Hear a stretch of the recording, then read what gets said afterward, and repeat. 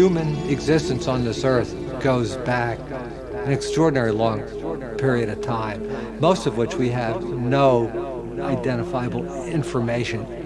It's entirely plausible, given that the indigenous people all around the world know intimately all the plant life and will know the different combinations of plant life, that our prehistoric ancestors, they had come across the plants that do alter consciousness.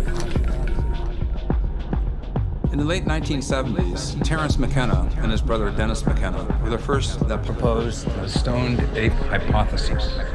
It is known now that 22 primates, 23 including us, consume mushrooms. And the idea is our ancestors, they came out of the trees and went across the savannah, would be tracking animals that were pooping. Well, in the subtropics, the most common mushroom coming out of those cow patties is Psilocybin cubensis, a potent magic mushroom. One thing that mushrooms and other psychedelics do reliably is they induce synesthesia. Synesthesia is the perception of one sensory modality in another. Hearing colors, for example, or seeing music.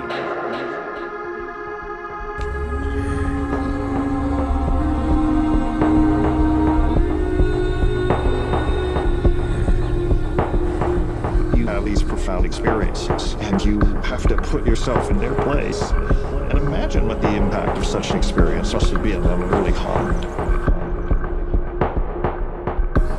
These magic mushrooms open up the floodgates of information you receive.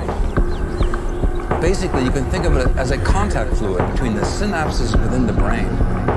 Wow, what a competitive advantage, especially if you're working with the geometry of weapons or having to put together something that will give you a better chance of survival. I couldn't get these mushrooms for the longest time. When I was in Ohio, I actually purchased a little bag of magic mushrooms. But I had no guide, I had no recommendations for how much to consume. So I had a bag about this big, so I thought, well, this is probably one dose. So I consumed the bag. Now, for those of you who don't know, this is like 10 times more than you probably need to consume. It was a warm summer day, and there was a beautiful, big tree, an oak tree.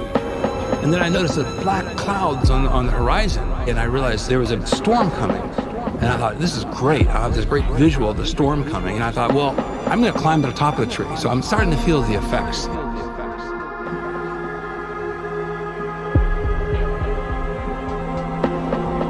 I'm getting waves where the air becomes a liquid. And you have this distortion field go through the visual landscape. I've never seen that before. I go, oh, wow, this is what they were talking about. And I see the boiling clouds are coming closer, but they're looking angry now. And then the lightning strikes would go. And then all these geometrical fractals would emanate out of the lightning strikes. And pretty soon I had these overlying mosaics of mathematical patterns and geometric figures of multiple colors that were swimming in this field of vision that these waves were flying through. I've never in my life seen anything like that before. Winds increasing, then the rains would come, and I became extremely scared. And then also I realized I'm on the top of a hill. Do I got lightning from the tallest tree? Not the best place to be when you're going to choose a spiritual experience.